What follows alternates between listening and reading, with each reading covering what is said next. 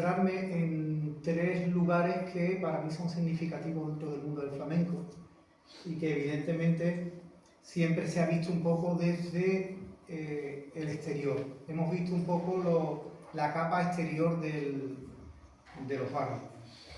Los barrios lo constituyen personas y son las personas las que hacen posible pues, que esos barrios estén...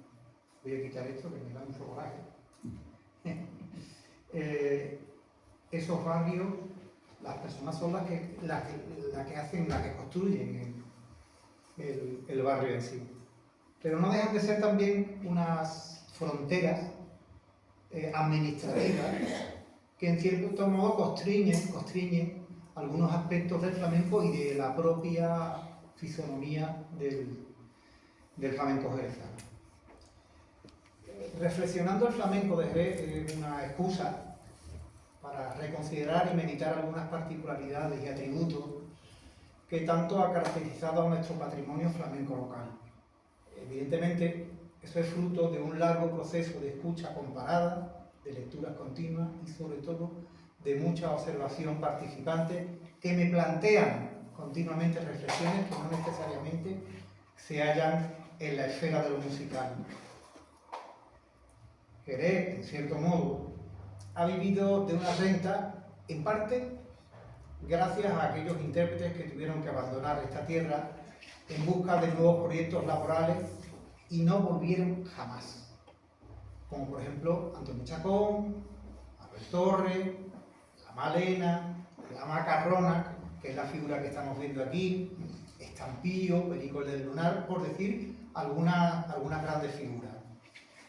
Esta conferencia intentará evitar el exceso de personalización nominalista, es decir, procurará no ser una retahíla de nombres sin más y, si cabe, bueno, pues intentará mostrar otras páginas de nuestra herencia flamenca.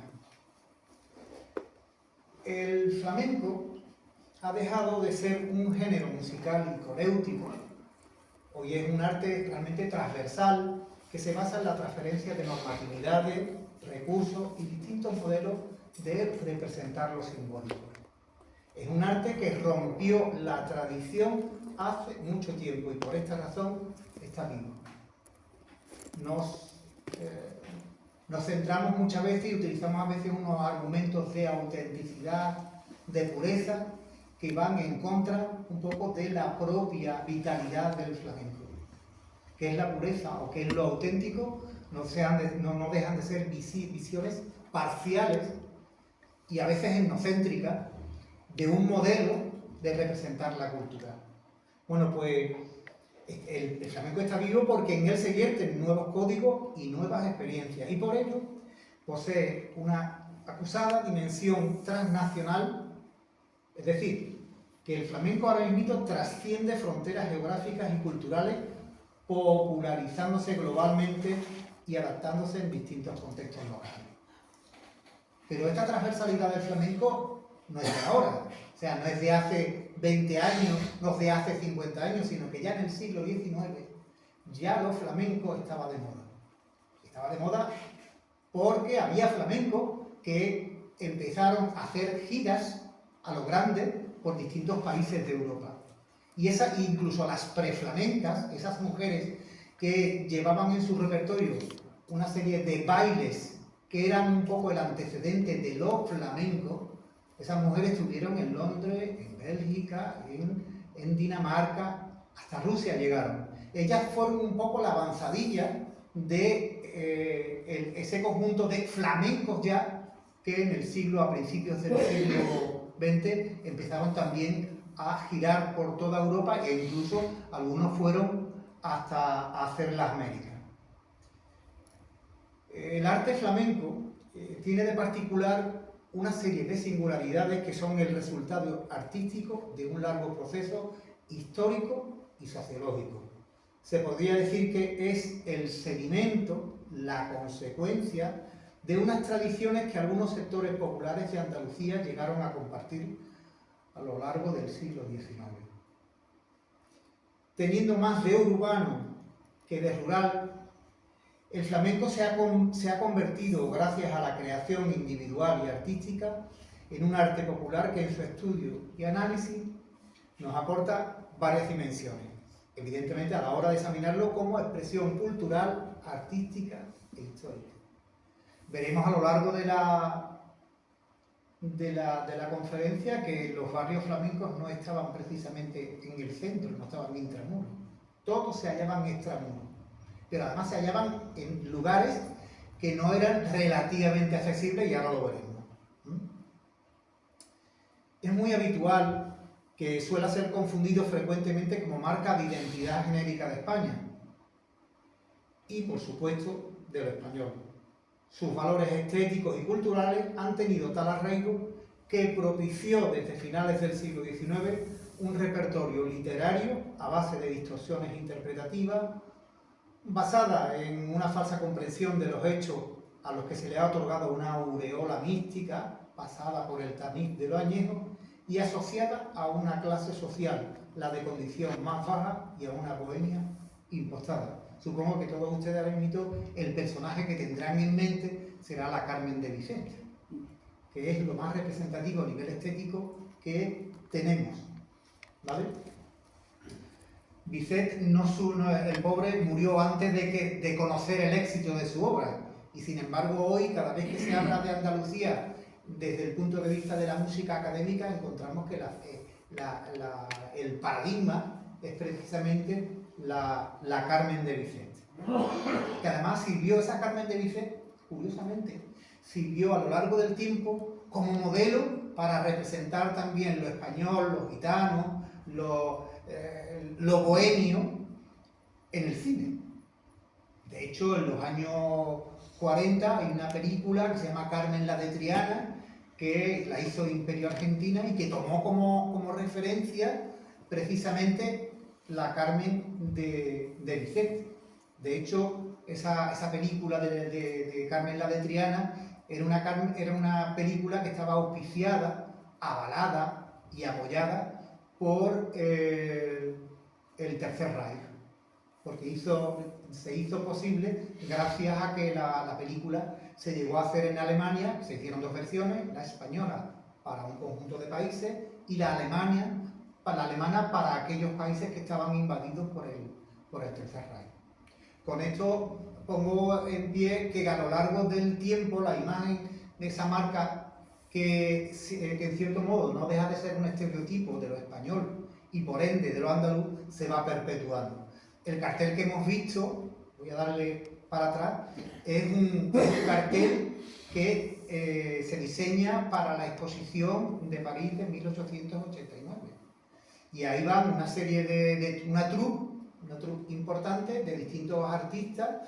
Hay un conjunto que viene de gitanos que vienen de las Zámbaras de Granada, y de hecho los franceses pues hacen la literatura, la pintura, toma buena nota de aquello. De hecho hay muchos dibujos de aquel evento, y esa manera de interpretar también lo andaluz, lo flamenco, los gitanos, se ha ido también perpetuando en la misma Francia, ¿no?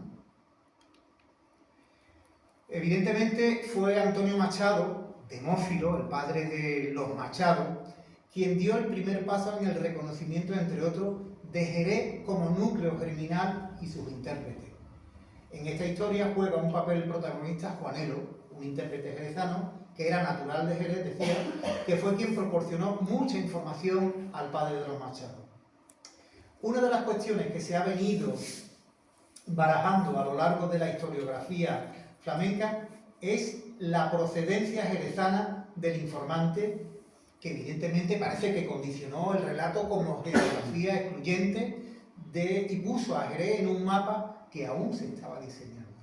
Es decir, cuando el libro de Antonio Machado sale en 1881, Machado no escribió 3 libros. O sea, muchas veces cuando hablamos del libro de la colección de cante flamenco, ya Machado había escrito sobre el flamenco años previos, pero es en este libro, en el de la colección de cante flamenco, donde él materializa todo lo que había escrito anteriormente.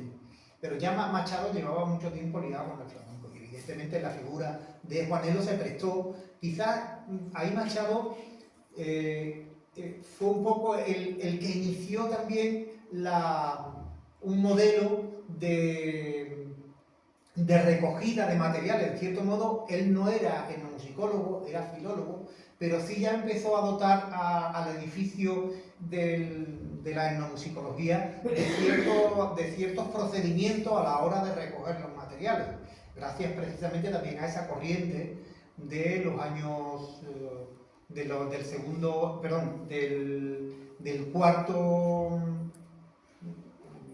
de la segunda mitad del siglo XIX, donde bueno, pues, se va estimulando la recogida de esos materiales, también un poco relacionado con el propio juego nacionalismo que por entonces se postulaba. La pregunta es esta, la que están viendo ustedes. O sea, la historia de los intérpretes jerezano se suele hacer siempre desde fuera, pero es una construcción cultural. Una construcción cultural que se ha ido creando con el tiempo, tanto que Jerez se ha ido convirtiendo en un topoi, es decir, ese lugar común al que muchos flamencos veneran, pero que está cargado de clichés literarios y hasta de estereotipos. La pregunta es, ¿qué hubiese pasado si Demósfilo hubiese contado con colaboradores de otras geografías? Evidentemente, si hubiese contado con un colaborador de Granada, probablemente el colaborador de Granada le hubiese contado lo que él conocía de entonces. Y si hubiese sido uno sevillano, pues el repertorio sería sevillano. Nosotros hemos jugado evidentemente con ventaja, porque nos dio también la posibilidad de conocer parte de un repertorio de intérpretes de los que sabíamos poco. Pero no dejaba de ser también una visión un tanto sesgada de lo que era el flamenco de entonces, pero a fin de cuentas importante. Yo soy de los que piensan que hoy probablemente contaríamos la historia del flamenco de otra perspectiva. Lo cierto y seguro es que Jerez, en la edad de oro del flamenco, más o menos a principios de siglo, tuvo grandes representantes. Chacón, Torres, Cepero, La Macarrona, La Malena, Ramírez. Sin embargo, Jerez no se convierte en una marca hasta que la intelectualidad empieza a reconocerla producto de las narrativas. Es decir, la narratividad da la posibilidad de considerar la identidad de dos maneras. Y esto hay que tenerlo muy en cuenta. Una como representación fantástica, es decir, que nos lo inventamos, o por lo menos lo adornamos de alguna manera, o lo que quisiéramos ser en vez de lo que somos, y como sentimiento real, que se materializa corporalmente al hacer música y escucharla. Esto lo decía Ramón Pelinsky, lo había clavado precisamente para esta ciudad. Esta foto, voy a describir algunas fotos porque me parecen muy interesantes. La imagen que estamos viendo es precisamente, ahí hay dos intérpretes que conocemos, una es Angelita Gómez y otro el guapo que está en la esquina, ¿vale? Los otros son intérpretes jerezanos que no se dedicaron prácticamente al arte. ¿Y qué es lo que hacían, por ejemplo, ahí? ¿Dónde era esa foto? Lo digo porque esa foto es bastante gráfica. Bueno, eso es en el puerto de Dublín y estaban representando a una bodega, a la bodega Garbey, porque el guapo trabajaba en Garbey y le dijeron, mira, pues nos interesaría que vosotros representarais en cierto modo a la bodega, pero vamos a llevar algo flamenco. Y entonces ellos montaron su fiesta en el puerto de Dublín. Las narrativas de los jerezanos, no surgen solo de entornos culturales. Los círculos económicos también vieron un nicho de oportunidades al aprovechar esos atributos locales. El mundo de la fotografía se plegó a las estampas andaluzas y flamencas. Si ahondamos en el repertorio de gitanas que están fotografiadas en el siglo XIX, nos sorprenderemos. Es impresionante. Las representaciones artísticas visuales de ese mundo localista, como es el jerezano, pronto tuvieron espejo en las etiquetas de las muchas marcas que las bodegas tenían por entonces. Las figuras flamencas servían de señuelo atractivo, ya que vino, flamenco y toro están intrínsecamente ligados. El flamenco de Jerez ha tenido tanto predicamento entre el mundo bodeguero que no se entendía un agasajo sin el soporte flamenco dentro y fuera del propio Jerez. Aquí en esta figura, incluso hay la imagen de abajo. La imagen de abajo se corresponde en cierto modo con la misma plaza de toros, en la calle Circo. Es una imagen del siglo XIX, pero que es bastante Decía que la intelectualidad había tenido muy en cuenta al flamenco, y serán los años de la generación del 27 cuando Federico García Lorca aportará su particular visión del cante y de sus intérpretes y ayudará a construir la imagen de Jerez como ciudad de los gitanos.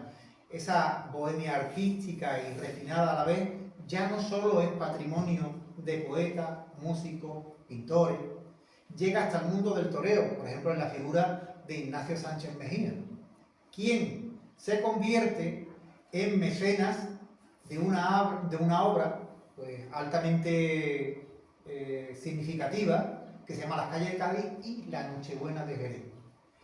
Para ello cuenta con la Argentinita, que es la que veis ahí de amarillo, a la derecha pues está su hermana, y después hay un elenco ahí de mujeres y hombres. Yo voy a destacar solo los jereztanos, pero tenemos a la Macarrona, que vivía por entonces en Sevilla, la Malena, que también vivía en Sevilla, el Gloria, que también vivía en Sevilla, la Mini, que también vivió en Sevilla, y hasta Belita la Chaqueta, que es la niña que está allí abajo, ¿vale? Con esto quiero decir que tenemos figuras jerezanas, pero la gran mayoría de las figuras jerezanas no viven en Jerez. Por alguna razón será, evidentemente. Bueno, la construcción histórico, cultural y social del flamenco jerezano se cimienta a partir de señas de identidad abiertamente referenciales y sobre todo se hallan ancladas en distintos niveles de identidad colectiva. Es decir, estos se basan en los imaginarios de familia, que sea que es una institución donde se socializa y se transmiten valores y a la vez distinciones, en el territorio, que a pequeña escala se traduce en el barrio, que si bien es un concepto geográfico e identitario, es también excluyente. Es decir, yo soy de este barrio y yo soy de aquel, ¿no? Y en el caso de los gitanos, pues evidentemente juega un importante elemento que es la etnicidad.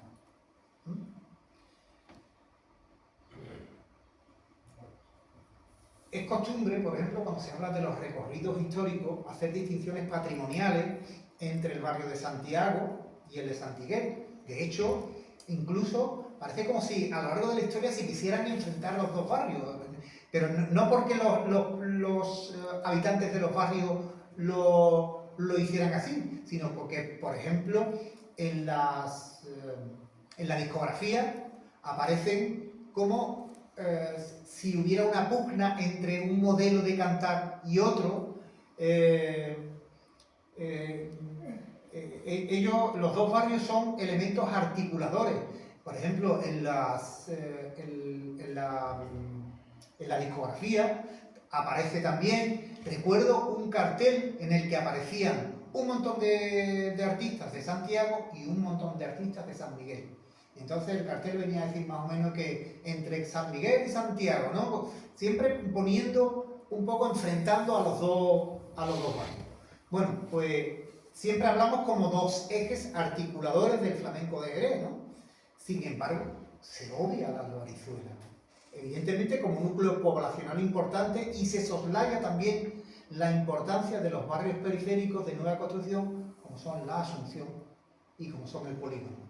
Hablo de estos dos también barrios porque es donde han ido han ido a parar los flamencos que en un momento determinado de su vida se tuvieron que ir porque las condiciones en los barrios no eran buenas. Y evidentemente en los años 50, bueno, pues se construyen unas viviendas y se dan, por ejemplo, en la calle Los Reyes de la Asunción, todas las personas que habitaron la calle, y habitan todavía, hay unos pocos que habitan esa calle, todas pertenecían a la misma calle del barrio de Santiago, que era la calle Cantarería. En esa calle actual de la calle de los Reyes de la Asunción, vivía Tío Borrico, vivían los Cantarotes, vivían los Pauleras, vivían los Loreto, que éramos nosotros, vivían los Medina. Estoy hablando de familias que están vinculadas al flamenco. Vivía también, vive todavía Capullo. Capullo todavía sigue viviendo en la calle de los Reyes, con lo cual esto nos está diciendo algo muy importante, ¿no? O sea, esto recuerda un poco también a esa diáspora gitana que se llevó a cabo en los años 50 en Triana, y que evidentemente ellos, al desvincularse del barrio, en cierto modo pierden lazos de familiaridad y al mismo tiempo también cuotas de solidaridad, porque claro, se vivía en unas condiciones un tanto precarias en esas casas de vecinos. No es lo mismo la casa de vecinos de Santiago que la casa de vecinos de la Albarizuela, que son dos modelos de concebir la historia de los flamencos de Jerez, ¿vale?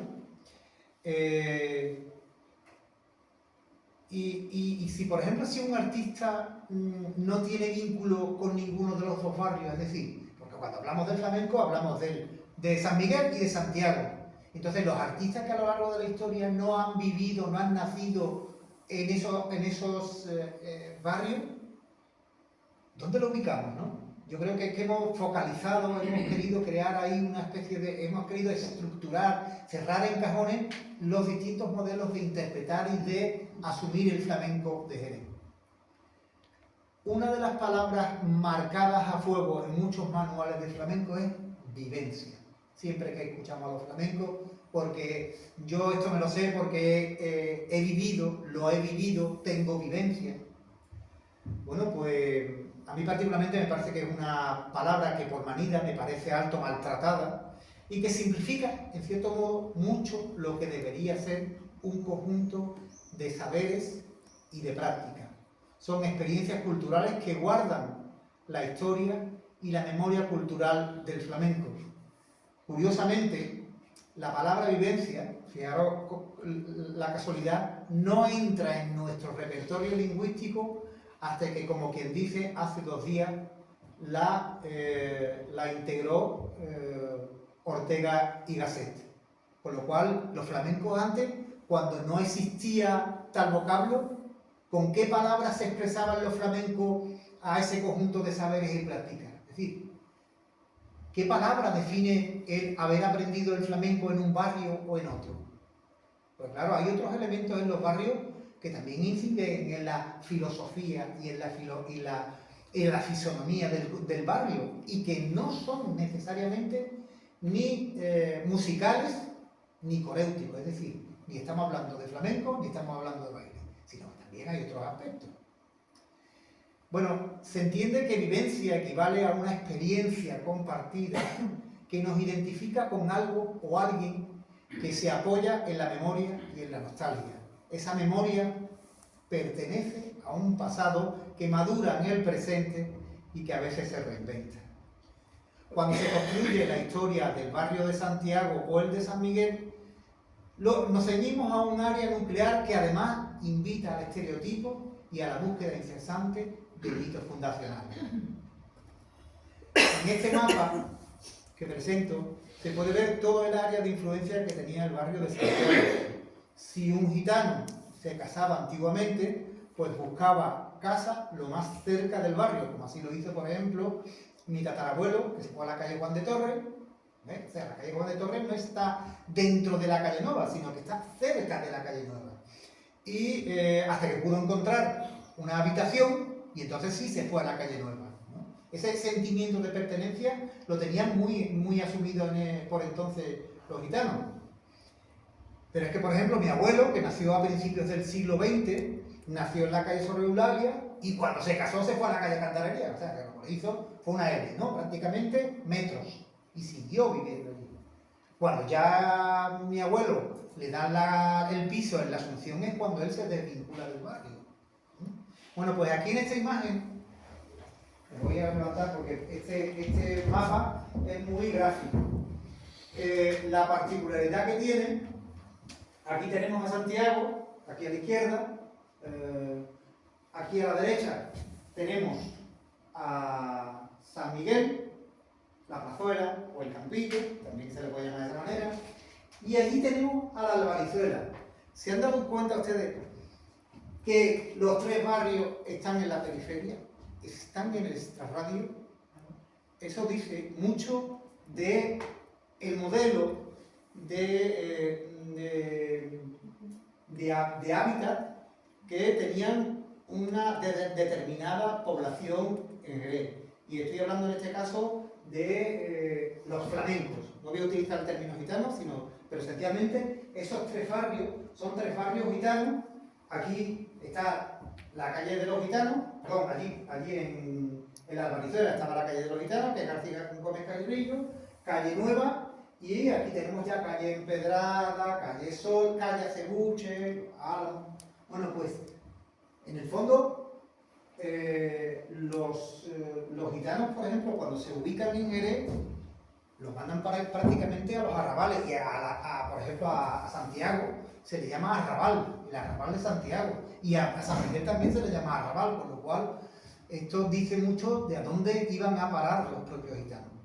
Incluso cuando los primeros gitanos se asientan en Santiago, por entonces pasaba un arroyo por allí, con lo cual también servía de frontera. La calle Justicia y el barrio de San Mateo también quedaban en el área de influencia de Santiago. Cuando intentamos pensar en artistas que son de San Mateo, pues a veces nos cuesta un poco trabajo, pero es cuestión de meter la uña y ver que había artistas también de ese área. Por ejemplo, Manolita de Jerez. Manolita de Jerez nació en la calle La Palma, ¿vale? También, por ejemplo, también era Antonio Núñez Chocolate, que también era de San Mateo. Bueno, pues vivir dentro de la calle Nueva o en la Plazuela no era signo de mejor posición social, ya que en algunos casos algunas edificaciones no estaban en condiciones o había cierto hacinamiento. Algunas calles adyacentes de Santiago presentaban mejoras, como por ejemplo la calle Marqués de Cádiz o la Enramá, al igual que con la calle Acebuche o Álamo, que quedaban en el extremo, ya a las afueras, en lo que llamamos el Campillo, ¿vale? Frente a la calle Sol y la calle Empedrada, que tenían como cierta categoría. Entonces, bueno, vivir un poco en ese extrarradio, en esa periferia, pues evidentemente se vivía en condiciones bastante malas, todo hay que decirlo. Sin embargo, en la Albarizuela, la calle más poblada es la que llamamos Gómez Carrillo o calle de los Gitanos. Pero ya he dicho que no planteaba los mismos problemas de hacinamiento, ya que los flamencos se hallaban muy dispersos. O sea, los flamencos de la Albarizuela, del barrio de San Pedro, pues, por ejemplo, la Cerneta nació en la calle Don Juan. Los Medranos o Argudos, que también como se le llamaban, en la misma calle de los Gitanos, en García Gómez Carrillo. Los Vargas en la calle Clavel. Angelita Gómez en la calle Clavel. La familia de Roque Ramírez fue un bailaor, torero, hombre de circo, que tiene antecedentes, su familia tiene antecedentes en la calle Santa María, estamos muy cerquita de la calle de la Albarizuela, y pertenecía también a la Albarizuela, con lo cual esto nos está diciendo que este tercer barrio que denominó José María Castaño, evidentemente es altamente significativo y no se ha contado la historia en la medida que se debiera. La Albarizuela llegó incluso a tener una escuela que era la de Mariquita Pérez. Mariquita Pérez era una señora que enseñaba a bailar, pero que si veía, por ejemplo, que alguna de sus alumnas despuntaba, se la mandaba a María Pantoja.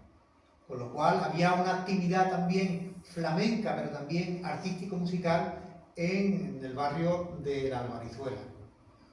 Por ejemplo, otro cantador que fue muy conocido, que grabó varios rulos a principios del siglo del siglo XX y que además hizo muchas giras por entonces, fue Garrido de Jerez. Garrido de Jerez nació en la calle Arcos, pero murió en la calle Encaramá, con lo cual estuvo en el barrio de se crió en la calle de la Albarizuela, y fue a morir a una calle del barrio de San Miguel, ¿vale? Bueno, pues otro intérprete, por ejemplo, que nació en el barrio de Santiago y sin embargo gran parte de su vida la echó en la Albarizuela, que fue Javier Molina, que es quien estamos viendo ahí. Javier Molina fue maestro de guitarra, fue un importante guitarrista, es el representante más genuino de la guitarra flamenca jerezana.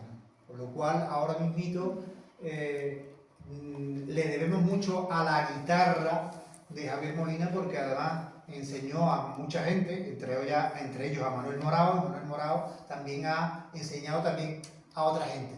Esto quiere decir que el legado de Javier Molina, que también era un legado que procedía de la escuela de Patiño de Cádiz, se ha ido transmitiendo, ¿no? Entonces es altamente importante. Una atenta mirada a la situación geográfica de estos espacios poblacionales de Jerez, extramuros, que ya he dicho eran arrabales. Los gitanos de Santiago aún mencionan el arco. El arco de Santiago hace referencia a un antiguo arco que había en la puerta, diríamos en la calle donde termina la plazoleta de Los Ángeles y empieza la misma plaza de Santiago, donde está la calle Muro. Bueno, pues ahí había un arco por el que se accedía y que evidentemente no fue demolido en el siglo XIX. Después de 100 o 150 años, los gitanos todavía siguen diciendo y siguen hablando del arco. Voy al arco de Santiago, pero el arco de Santiago no existe. El único elemento que hay es la memoria y un bar que pone bar Arco de Santiago, ¿vale? Pero es que, por ejemplo, en San Miguel hablamos de la Cruz Vieja, que la Cruz Vieja ya no existe. La Cruz Vieja por entonces era el lugar donde empezaba en cierto modo el campillo, que es como se denomina la gente también de este barrio. Son campilleros o son de la plazuela. Bueno, pues esto solo es producto de una memoria familiar y comunitaria que se va guardando celosamente porque forman parte de unas señas de identidad. Esto evidentemente nos invita a reflexionar en torno a si somos de donde nacemos o de donde nos criamos. Sin embargo, ser de un barrio u otro no nos otorga una carta de garantía. A mi juicio, creo que es más influyente la transversalidad. Y pongo las manos así un poco para entender cómo nos comunicamos, ¿vale? La transversalidad es una estrategia social que integra conocimientos y valores, una perspectiva que consolida aprendizajes que generan nuevas experiencias de igual a igual. Pensemos, por ejemplo, por un momento en el Gloria, La Sagneta y Chacón, ¿vale? Los tres intérpretes de los tres barrios significativos, porque el Gloria era de Santiago, Chacón era de aquí y La Sagneta era de la Albarizuela. Bueno, el arte no nace por regla infusa. El flamenco es un arte complejo que ha ido desterritorializando a sus intérpretes.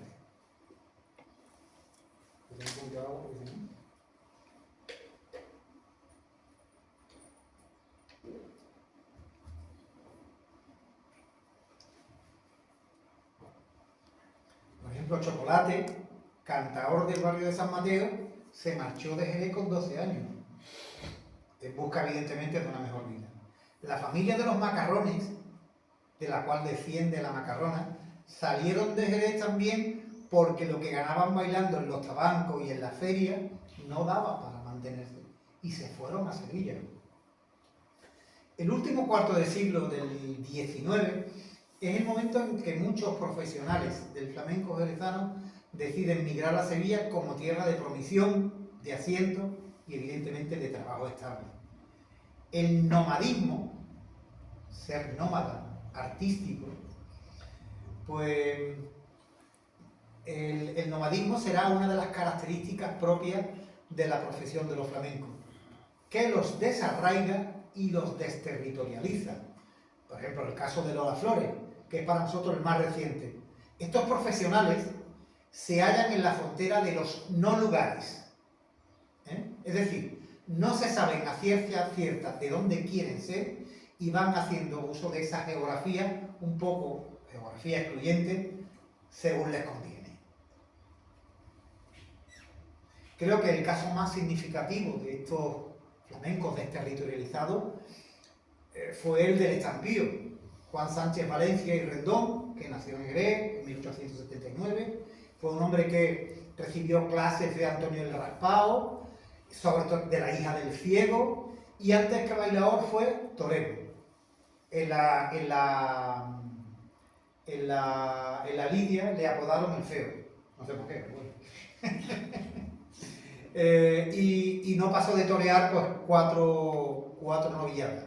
Bueno, fue un hombre que aprendió prácticamente de Salud Rodríguez su forma de bailar. Y Salud Rodríguez no era jerezana. Por eso digo que cuando los flamencos aprenden de una manera transversal, sin ningún género de duda. De todos estos intérpretes que he enunciado, no hubiese pasado a la historia, por ejemplo, la Macarrona, que se convirtió en la representante más internacional que ha tenido el flamenco. Si no hubiésemos compartido experiencia, aprendizaje y prácticas sociales con otros artistas, evidentemente la Macarrona no hubiese tenido ese éxito en Europa, ¿vale? Participó, como ya dije, en la exposición de París de 1889, la de la fotografía es la Macarrona. Y pongo la fotografía de agujeta porque cómo se va perpetuando la historia del flamenco en Francia, que desde hace muchísimo tiempo, como vemos desde finales del 19, ya muestra mucho interés por el flamenco y por los flamencos. Pero ¿por qué gustó tanto la Macarrona? Bueno, pues sencillamente porque aparecía como la retórica que tenían en este caso los franceses, que retrataban a la Macarrona como una mujer altamente exotizada e hipersexualizada. Aquí tenemos esta fotografía, que además era una costumbre por entonces siempre poner a una mujer tocando la guitarra. Aparecen cantidades de fotografías donde las flamencas tocan la guitarra. Hasta ahora, salvo de la Cerneta, hay quien dice que dio clases de guitarra, no había tantas guitarristas. Pero cuidado, ¿saben ustedes por qué no había guitarristas guitarristas femeninas en el mundo flamenco? Porque el guitarrista masculino hacía de manager y dejar los dineros en manos de una mujer no estaba bien visto entonces. Entonces a la mujer se le evita que asuma el rol de acompañante con la guitarra y de esa manera también se le evita que asuma el rol de manager a la hora de contratar artistas. Con lo cual, si la mujer hubiese sido guitarrista, yo creo, si hubiese sido acompañante desde temprana época, evidentemente el flamenco sería también desde otra perspectiva. Bueno, pues otra intérprete de esa época y que fue paralela a la Macarrona y que aparece también en muchas fotografías, fue la Malena, ¿no? Sus bailes, bueno, pues carecían de academicismo, más dado a la espontaneidad y a otros saberes y prácticas. En esta última década, curiosamente, han aparecido grabaciones de la Macarrona, porque la Macarrona llegó a grabar en Rubo. O sea, esto nos está indicando que ya los flamencos de Jerez empezaron a posicionarse en un mundo importante como es el de las grabaciones. Pero es que también le prestaron atención, en este caso, importantes artistas del mundo del baile, hasta tal punto que en 1917 Leonid Massin, que fue un bailarín que estaba al servicio de Diaghilev, hizo una grabación en blanco y negro una pequeña película de un par de minutos, muda, del baile de dos representantes del baile flamenco. Y los dos intérpretes eran de Jerez. Evidentemente, cuando vemos el baile que ellos hacen, vemos que es un baile también que es transversal. Es decir, ellos tienen el baile de Jerez, pero también tienen en cierto modo el baile que han ido asumiendo a lo largo y que han ido compartiendo a lo largo de la historia con otros compañeros. Los flamencos de Jerez también tuvieron la oportunidad de incorporarse pronto al mundo de las grabaciones discográficas. Probablemente de los intérpretes que más discos dejaron fue, por ejemplo, La Paquera. Pero aquí, por ejemplo, tenemos dos intérpretes. Tenemos a Juanito Mojama, que era de la Albarizuela, que llegó a grabar sus discos y que dejó unas interesantísimas placas, y Isabelita de Jerez, otra importante representante del cante jerezano. Pero es que la primera vez que se graba un cante, uno de los primeros cantes que se le graban a una artista que se denominaba Gitana de Jerez y que cantaba unos martinetes. Fue en 1894. No se sabe a ciencia cierta si esta Gitana de Jerez, que grabó aquí en Cádiz probablemente, grabó al mismo tiempo que Enrique Mellizo, porque ambos cantes que no aparecen, aunque hay testimonios de ello, no se sabe si fue antes de Enrique el Mellizo o Gitana de Jerez. En realidad poco importa. Lo que sí es importante es que a finales del siglo XIX, en 1894, ya tenemos representantes del cante de Jerez grabando rulos. Pero es que además, en 1897 tenemos a Rafael el Moreno, que también graba rulos. O sea, no se graban discos todavía en esa época. Los reproductores son rulos de cera, donde tienen un mecanismo distinto y evidentemente mucho más frágil, pero que todavía más o menos se han ido conservando algunos. Pero esto viene a demostrar cómo Jerez se fue incorporando al mundo de las grabaciones pues relativamente pronto. Sin embargo, el intérprete de los viejos que más grabó, según él, fue don Antonio Chacón, que dejó muchísimas grabaciones. El acceso a los medios de grabación y reproducción solo estaba al alcance de artistas con cierto renombre, amén de que la ocasionalidad llevaba también estos estudios de grabación portátiles a grandes poblaciones. No consta que en Jerez vinieran a grabar, pero sí consta que a finales del siglo XIX, para que los jerezanos escucharan a intérpretes de música, cantantes y algunos flamencos en reproductores mecánicos de sonido, se organizaron dos sesiones, una en el Casino Jerezano y otra en el Círculo Lebrero, para que los jerezanos se pudieran oír.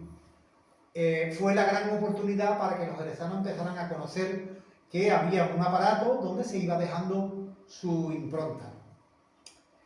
El esencialismo flamenco estableció como rasgo distintivo la genética, la etnicidad y una geografía excluyente, es decir, qué ascendente familiar se tiene, si se es gacho o gitano y de dónde procede. No se considera que un intérprete pueda seguir aprendiendo a lo largo de su vida, aprendiendo de otros maestros, y lo que es muy importante, de sus iguales. Es lo que he dicho antes de la transversalidad, es decir, aprendemos no desde arriba abajo, sino de igual a igual. Decía Camarón a Velázquez Gastelu, dice, viene uno a Madrid y empieza a conocer más cosas, y si tiene afición y te gusta, pues trata de aprenderla. Es decir, estamos hablando de que esos procesos de aprendizaje no terminan en el círculo familiar, no terminan en el barrio, o sea, en la georreferencialidad, no terminan tampoco en el ámbito de trabajo, sino también están en la proxémica. La proxémica es cuando la gente se trata de igual a igual, cuando están cerca. Y evidentemente cuando estos artistas entran en contacto unos con otros, van aportándose sus saberes. O sea, hay artistas que aprenden a cantar una taranta no porque la haya aprendido en Jerez, sino porque en la ciudad donde ha estado habitando o donde ha estado trabajando ha podido aprender ese tipo de taranta, ¿no? Por ejemplo, Chacón anduvo por muchas ciudades de Andalucía, vivió cierto tiempo en Granada, en Málaga, en otras geografías que evidentemente eso pone de manifiesto que era un listo y que evidentemente fue una persona que supo aprovechar esas circunstancias. ¿Qué espacios de representación encontramos en los distintos barrios? Pues evidentemente esos espacios de representación nos dicen que hay una red de influencias mutuas. Primero están las bodas, los bautizos y la casa. Es decir, en la Albarizuela, la gente, cuando sabía que había una boda, la gente iba a la boda. Y entre los flamencos, por ejemplo, es muy habitual, y especialmente entre los gitanos, es muy habitual que cuando alguien falleciera, se fuera al entierro. Es una costumbre. Y, por ejemplo, los bautizos dentro del mundo gitano era tan importante que la asistencia era prácticamente de casi todo el barrio. Las bodas, o boas que también le llaman, también eran muy importantes. Una boda podía durar 3 días, ¿vale? Y estaban invitados prácticamente todo el barrio, incluso los no gitanos. Pero después hay otros espacios de representación importantes, que fueron los teatros, que ya estamos hablando de otro tipo de flamenco, el café cantante.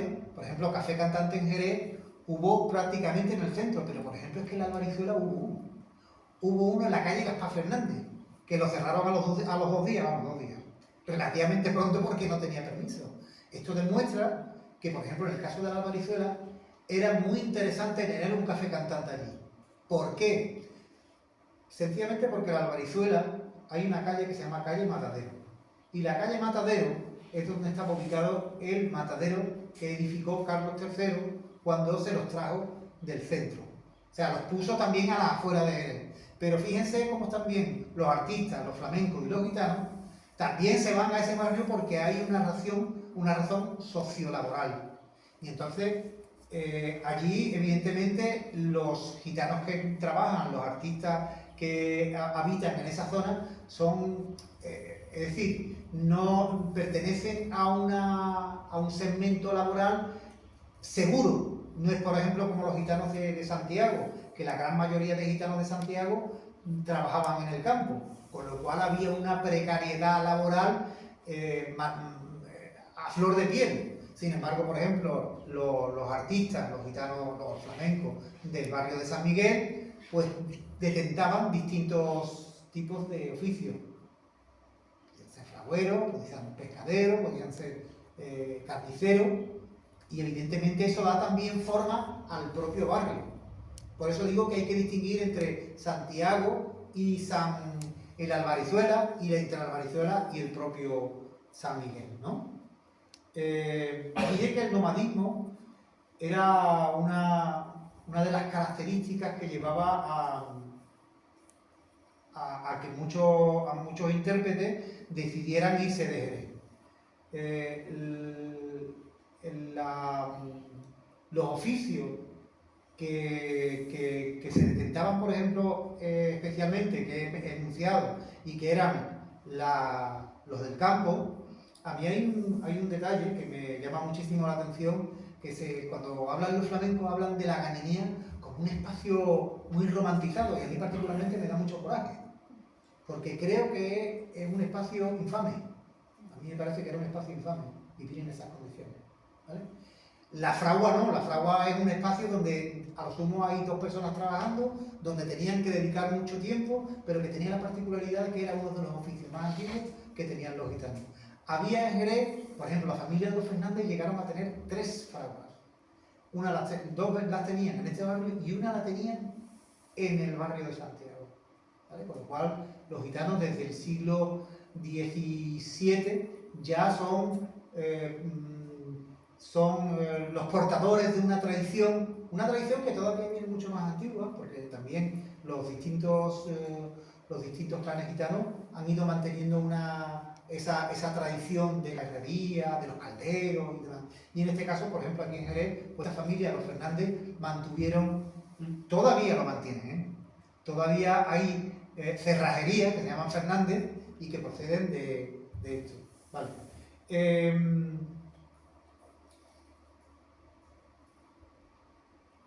Dentro de las familias que encontramos en el barrio tanto de San Miguel como de Santiago, hay familias que no necesariamente eran de Santiago, ni de San Miguel, ni de la Albarizuela. Habitualmente, por ejemplo, los Lara, que son de la Asunción, son la familia de Luis Lara, procedían del puerto de Santa María. Como así también proceden, por ejemplo, los Boneo, los Moneo, los Niños, también venían del puerto de Santa María. Pero es que, por ejemplo, los Carrasco proceden de Lebrija, que a su vez proceden de unos gitanos que venían de Portugal. Bueno, esta imagen para mí es muy gráfica porque representa un poco una vivencia. Aquí esto está romantizado, pero la gallinía era un espacio, ya digo, bastante romantizado. Esta fotografía que estamos viendo es muy significativa porque representa el antiguo Volapié. El Volapié fue un bar que se creó a finales de los años 50, que lo regentaba Antonio Roldán, y al que acudían prácticamente todos los flamencos que eran de los tres barrios. Yo creo que fue un elemento catalizador, porque ahí venían los flamencos que venían de la Albarizuela, que tenían contacto, porque, cuidado, el Volapié surge a la paz que el matadero de la Asunción, porque el matadero de la calle Matadero se desubica. Y entonces las familias que estaban allí ubicadas, pues prácticamente empiezan a desperdigarse. Bueno, pues el Volapié es un centro neurálgico donde los flamencos se reúnen y donde un montón de experiencias de carácter flamenco se viven en este antiguo templo del arte. Era un bar que estaba plagado de fotografías de toreros, había toros también, figuras de toros, había dentro un espacio pequeñito, un cuartito, y ese cuartito sirvió, por ejemplo, para muchas fiestas flamencas.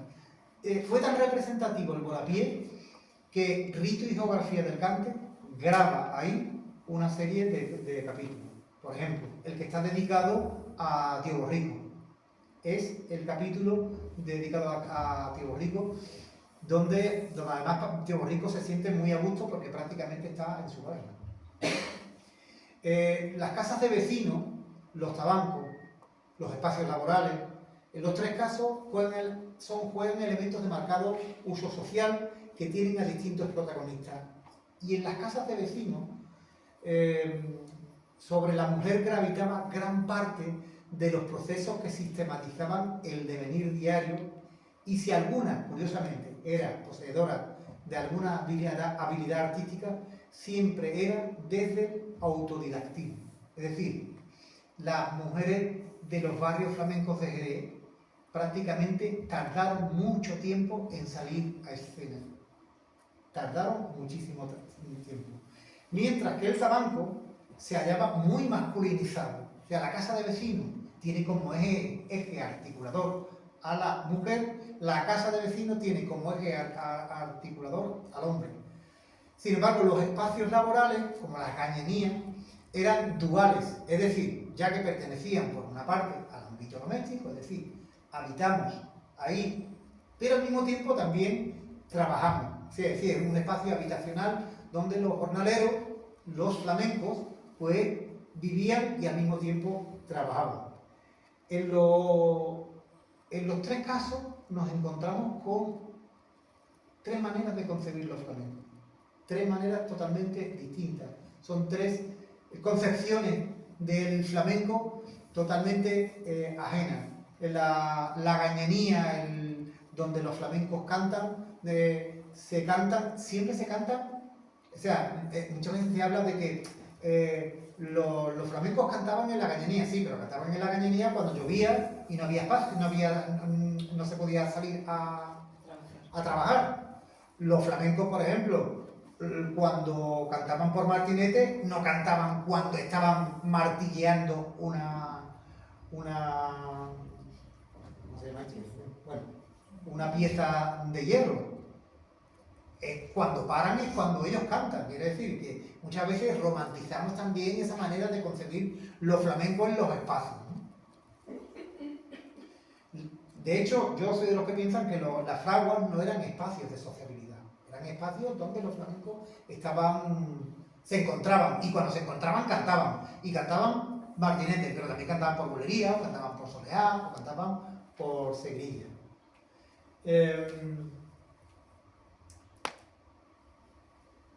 Este otro espacio, pero ya de carácter funcional y privado, serían las huelgas, en las que los artistas se hallaban disponibles en ventas y colmados a la espera de que algún interesado negociara con ellos.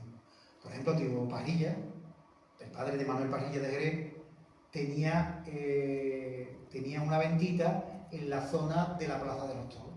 Y entonces en esa venta, pues allí se reunían los flamencos y se reencontraban también la gente del mundo del toro, del ganado. O sea como vemos, todo lo que está relacionado con el toro pertenece al ámbito de la albarizuela, porque es donde se ejerce, donde realmente viven los flamencos, con el tema de la carne.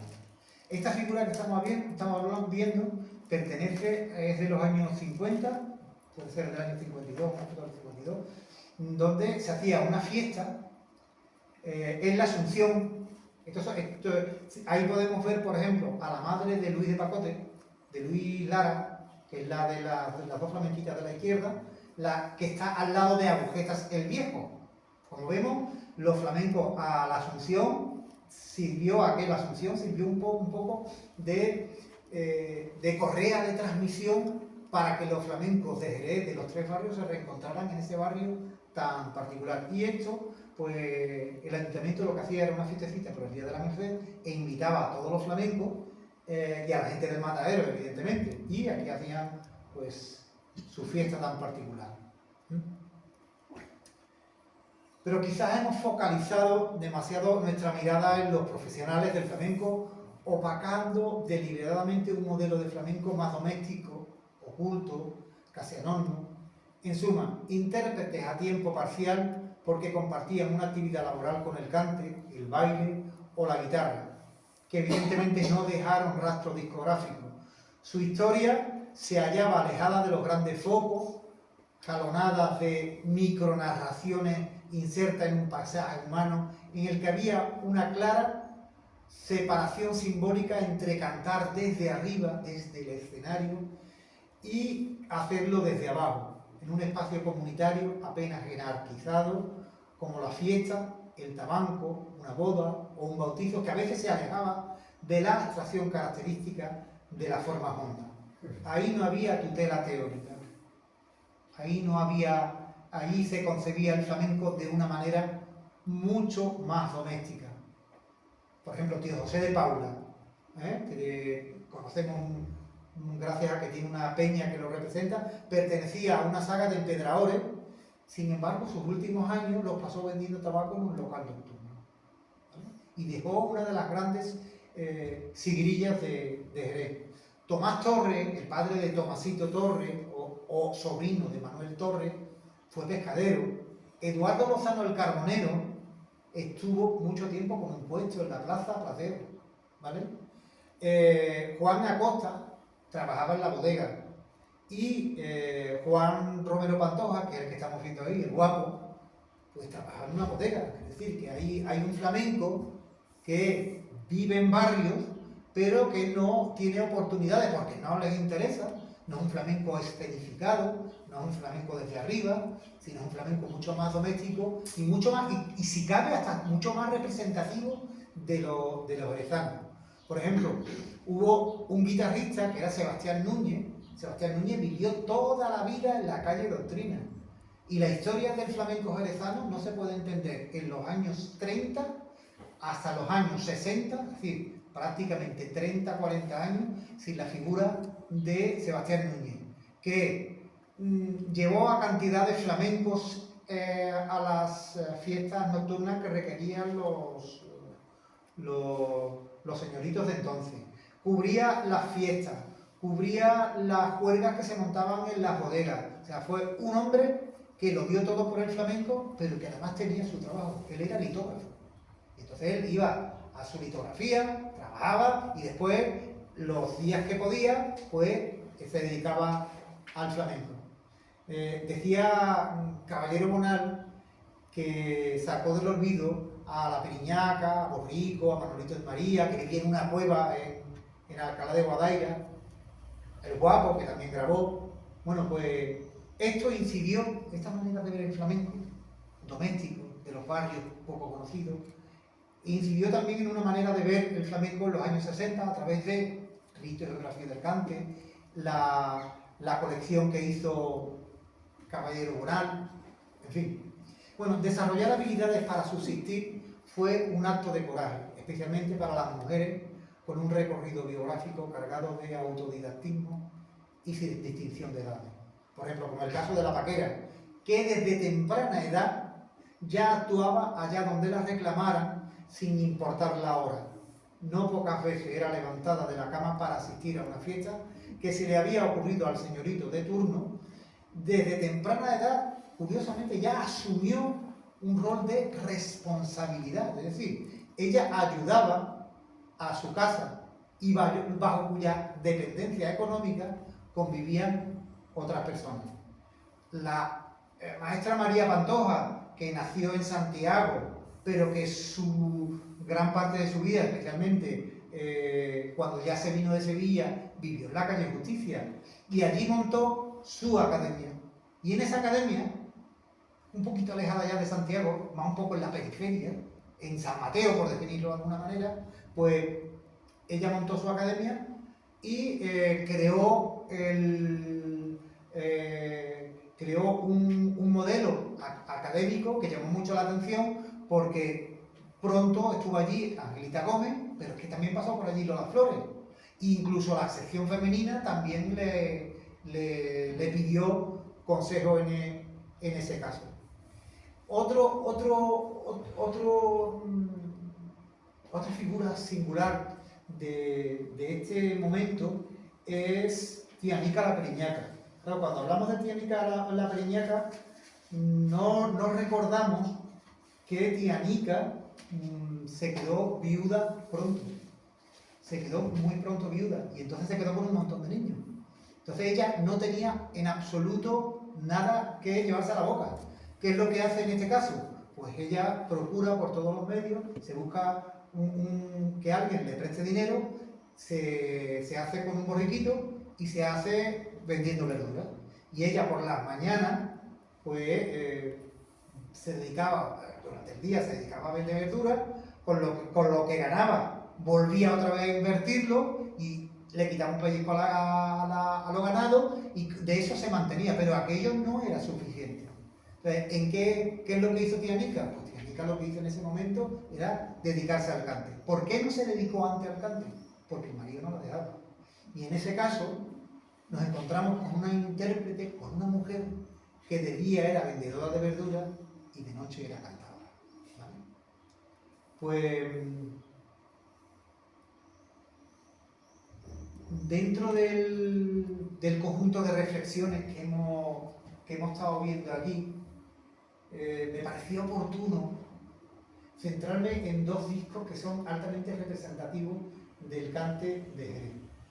Uno es el Canta Jerez, que se hizo a finales de los 60, y otro el Nueva Frontera del Cante Jerez, que se hizo ya a principios de los 60.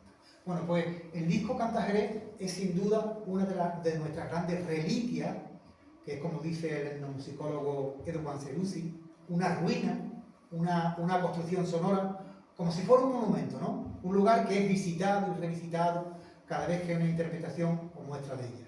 Canta Jerez es un monumento frágil e intangible, evidentemente, que desde la modernidad se objetiva, se manipula, se reproduce, se reconstruye y se vende. Bueno, pues Canta Jerez tuvo la virtud que dejó a los artistas expresarse con toda naturalidad. Se recreó para ese momento un espacio como si ellos estuvieran en Santiago. Pero es curioso, es un disco en el que no aparecen ni intérpretes de San Miguel ni intérpretes de la Pazuela. O sea que la visión que tenía en ese momento la productora era una visión también, a mi juicio, un poco sesgada. ¿Por qué no se hizo un disco en el que también participaran intérpretes de la Plazuela? Probablemente porque los intérpretes más conocidos del cante de Jerez eran en ese momento de Santiago. Terremoto, Borrico, Diamante Negro, El Sordera, Cernita, Ramerito. Pero a poco que pudiéramos haber buscado, por ejemplo, llama muchísimo la atención porque no hay una mujer. O sea, a mí me llama muchísimo la atención porque no hay una representante como la vaquera del cante de Jerez.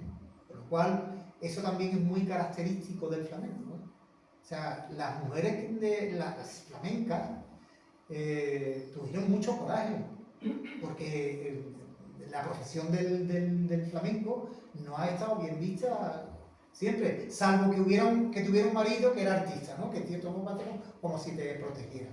Bueno, pues este disco es muy característico porque tiene un punto romántico. Y digo un punto romántico porque se recrea una fiesta al uso en el estudio de grabación. Es decir, todos los intérpretes estaban en Madrid, excepto Tío Borrico. Lo traen de Jerez, lo meten en un estudio, lo llenan de botellas de vino, de comida y ustedes canten. O sea, hacer una representación ficticia de lo que era el flamenco jerezano. Posteriormente, en los años 70, nos encontramos con nuevas fronteras del cante de Jerez. Y ahí ya nos encontramos, ya no son mayores. El concepto de cante y la forma de representar el cante ya lo tienen los jóvenes, excepto Tío Borrico, que también participó. Todos son jóvenes. Pero es que además hay un detalle. Los guitarristas son distintos, nos encontramos que la forma de tocar la guitarra es totalmente distinta y al mismo tiempo incluso las palmas, si comparamos un disco con otro, veremos que la forma de tocar las palmas son totalmente distintas.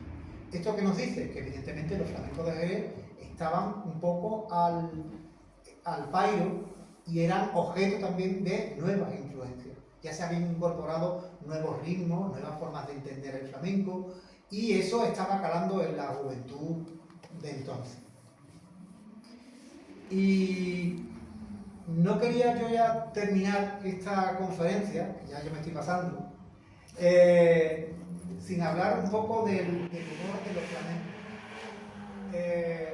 Los flamencos, si algo se han caracterizado, y eso lo hemos visto muchas veces en los programas de televisión, y creo que el programa de televisión que mejor ha recogido esa filosofía ha sido los programas que ha hecho Jesús Quintero, porque ha tenido la oportunidad de sacar un poco de ese anonimato a flamencos que sin ser artistas tenían un grado artístico. Yo distingo entre artista y profesional. Se puede ser artista profesional, pero se puede ser artista no profesional. Aquí tenemos al gran Roque, del que he mencionado recientemente, que era de la Plazuela, que después se fue a vivir a la Asunción, y que es uno de los grandes representantes del humor jerezano. Roque había trabajado en un circo, y le gustaba mucho el circo.